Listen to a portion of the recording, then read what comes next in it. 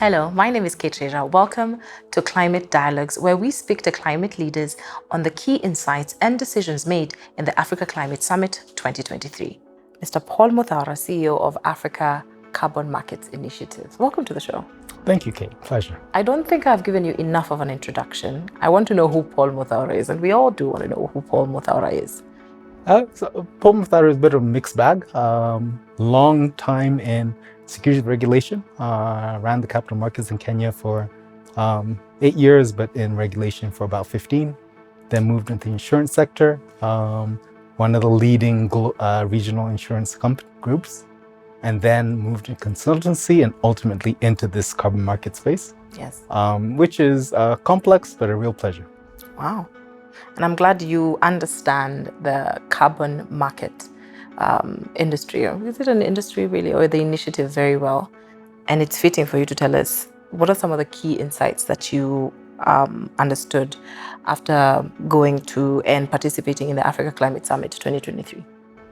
I think what was very positive from the Africa Climate Summit was very strong messaging from presidential level in the Nairobi Declaration, and really the true competitive position they saw for Africa in this environment. Really understand that Africa is actually incomparably able to tackle the climate change challenges because of our very abundance of renewable energy capacity, our employable population, and really the opportunity that can come with meaningful transitions in just energy generation and utilization. Okay. To really start changing even quality of health, employment levels, and really allow Africa to position itself as a global hub for doing very energy intense development and industry, because we have the power to do it and we have the resources to really support that. And clearly it is, I am seeing you are heavy on the importance of even Africa being on the front line. Why is it that crucial for Africa to be on the front line and crucial for them to be to fight against climate change, especially in Africa? Sorry guys. Sorry, it's okay. Okay. You have mentioned how crucial it is for Africa to be on the front line in the fight, and not necessarily the flight, but you have mentioned how crucial it is for Africa to be on the forefront of climate change. Why is it that Africa has to understand carbon credits and how crucial it is for Africa? For me, I make it even broader than carbon credits, because when you look at the impact of climate change, it is ultimately the most extreme in the continent that had the least contribution to that contribution to the climate change.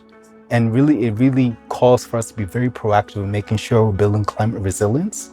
The way economies and structures are in place, and the way we're empowering communities to really be able to best operate in the evolving environment. Because when you look at the goals around 1.5 degree change, which we're actually above by now, but the impact that's going to have in terms of changing livelihoods, shifting populations is very, very immense on the African continent, and we need to be at the forefront of owning our future and defining our future. There's sometimes a sentiment that why don't you just let Africa do what others did so we can catch up? But in doing that, we will carry the heaviest burden as a consequence of that equivalent treatment. But I think where the opportunity lies is we actually, because of our abundant renewable energy, our huge employable population, our overall better state of biodiversity and natural capital, we can actually transition to a new way of doing business much more affordably than anyone else in the world can do. Okay. So how do we build the right way and go with the right framework really to grow meaningful? You have mentioned affordability, and it would only be fair for me to ask, what is equitable pricing when it comes to carbon credits? And what does it mean to yourself in the position you sit at? What is a fair and equitable pricing when it comes to carbon credits? It's a very weighted question. Is it? Because, fair and equitable pricing is really fundamentally around making sure there's a clear correlation between the input costs and the income that comes in revenue. Okay. But in making sure that's really achieved, you also need to build in appropriate incentives for meaningful scaling. Because if someone is barely breaking even in a business, they won't grow that business. And frankly, it will not be a sustainable business. But part of the challenge in fair and equitable pricing, you see fundamentally different carbon credit prices in different parts of the world. And how we're going to build more correlation and equivalence in that. And that really ties into a lot of the work we're trying to do in building higher integrity and transparency in data collection and analysis on African credits. So it is not an imagination that these are different. Here are the facts. Okay. If those are the facts, how can you treat them differently? And then how can you move towards just much more fair and equivalent pricing in these steps? I like to hear that, because as you are gaining data, you are seeing some of the challenges that are, witnessed, especially in Africa. So what are the main challenges in the current pricing of carbon credits? Unfortunately, I think first and foremost, it is the absence of a level of clarity on legal frameworks and policy. That you want to operate in this space, but you're not quite sure what are the rules that will apply and whether those rules will be changed. For example, when there's a shifting government. And that really creates a lot of anxiety. Yes. Because in a lot of cases, carbon market investments are quite long-term in nature, especially when you look at nature-based solutions. You're looking at a 23-year runtime. So how much certainty can you have on the rules of the game in that time? And that really goes to a lot of the work we're trying to do as ACMI to really support the building of a truly conducive policy and legal environment in the countries we work in, to really help them build that level of certainty and clarity, and the promotion, as you put it, around data collection and availability. Okay. So they can move forward. Okay, so I do understand one of the big roles, as you've said, is to create a conducive environment with the ever-changing governance and, of course, with the long-term goal of ACMI. How is ACMI working to ensure a fair and equitable pricing for the carbon credits currently? I think one key shift we've had since our launch at the end of COP27 in 2022 was we have broadened our engagement from merely voluntary carbon markets to look at the whole ecosystem, including Article 6 under part of the Paris Agreement, the compliance markets, which are really the taxation of carbon emission levels. Okay. And really trying to build as much support across that spectrum of ecosystem, so that we're working with the governments as well as the key ecosystem players on the product development side, as well as building awareness and transparency for the demand side. And demand side is both on what we call offtake, acquisition of these credits, but also investment, so they can truly grow to the next level to meet evolving demand. Something important about Africa, we are very community-based kind of people. And I would like to know, and I know everyone would like to know as well, how do fair carbon credits benefit the local communities in Africa?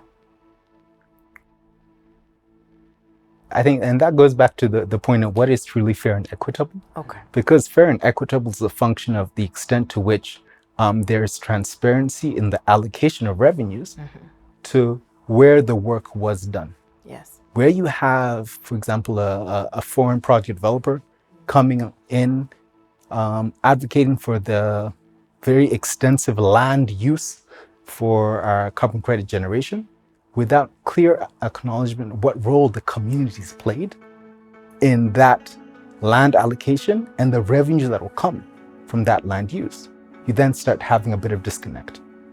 So in promoting just better clarity, transparency, and completeness in data, it's key to also start analyzing who are the players who participated in actual credit generation, who carried the cost, who carried the risks, who made the investments, who allocated their own interests or balanced their interests in favor of this.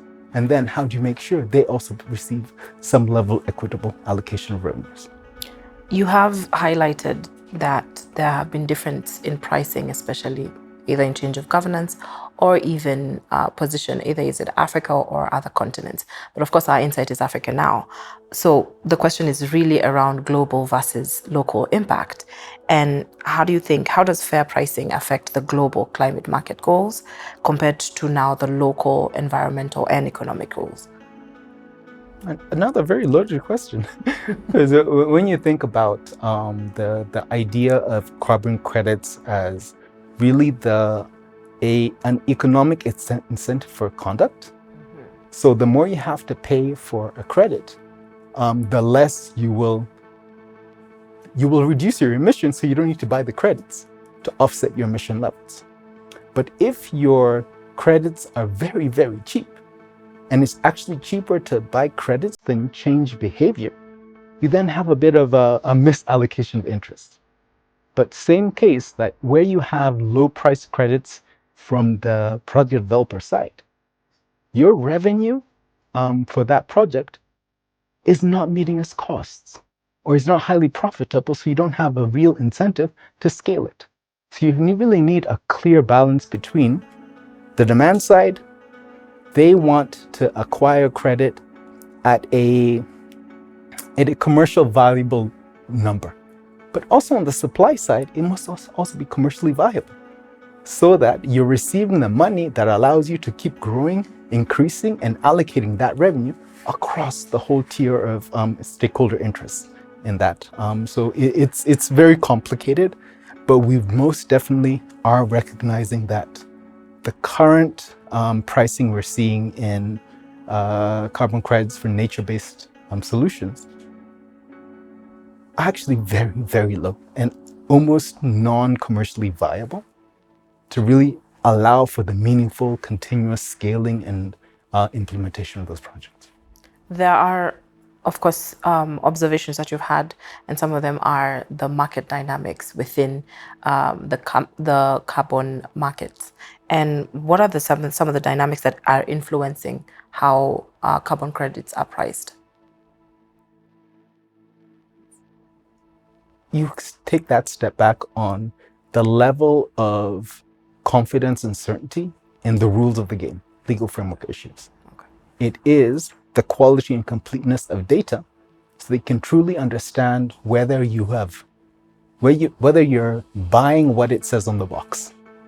Because the box says you're getting XY, but when you receive it, when you look at in 2023, you had a number of cases of, as it were, credits being said to have been over projected, and how many, what level of emissions reductions will be supported by that credit. You then say, okay, I bought 20-year money, but I'm actually getting 5 years of credits. How is that really credible? So it really comes back to the fundamentals on quality, completeness of data, the fundamentals of certainty on legal framework, and then really addressing the unfortunate lag we have as a continent, that we're often, in the absence of data, somewhat seem to be less than. So how do we make sure you have equivalent data so that you're comparing like for like? So there's not even room for determination on an emotional feel of equivalence, because the facts are there. Let's treat it accordingly.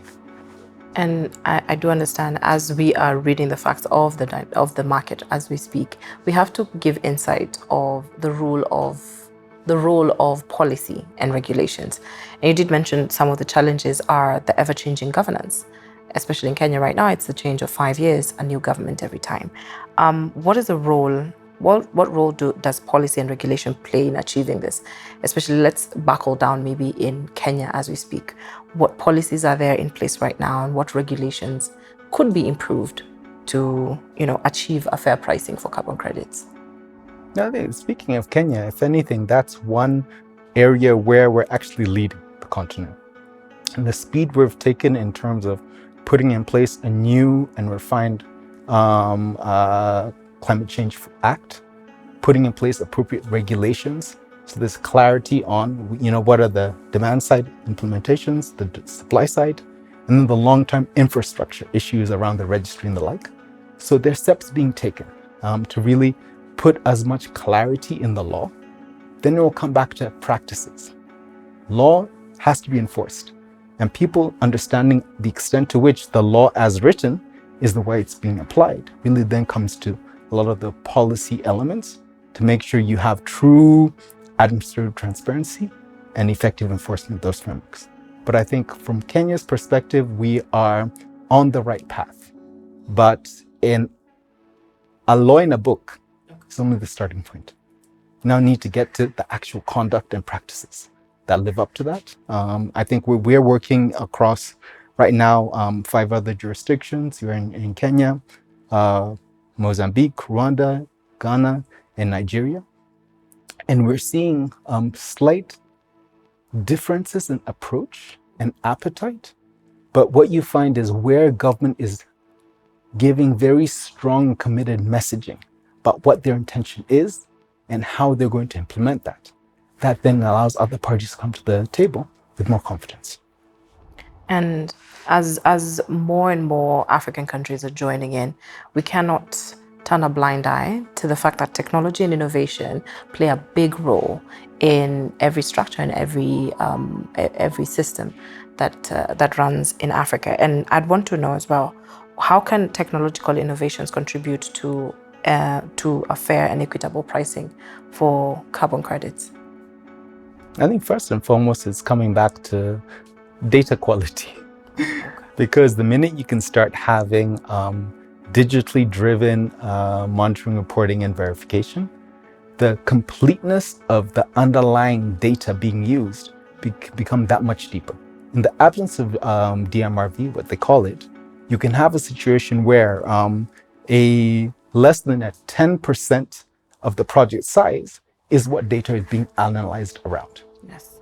But if you're able to use the likes of the IoT Internet of Things to have chips tracking actual emissions levels, actual performance levels, you then start having a true full picture of how performance is, and then that links into how you can drive pricing, how you can affirm credibility to really ensure competitiveness of the solution being implemented. I like to hear that. And I do know, as the Africa Carbon Markets Initiative, you have gone out of your way to ensure that carbon credits are achieved, and especially in full potential. What are some of the partnerships and collaborations that you have successfully been able to be involved in as ACMI? I think in recent press, you might have seen where we've signed an agreement with the African Development Bank, yes, which is, if anything, a first step to us. I'll take a step back. That when you look at our point of launch, one of our founding sponsors was the UN Economic Commission for Africa, as was the UN High-Level Climate Champions. So we continue to work with the broader spectrum of the UN system to help us move that agenda forward.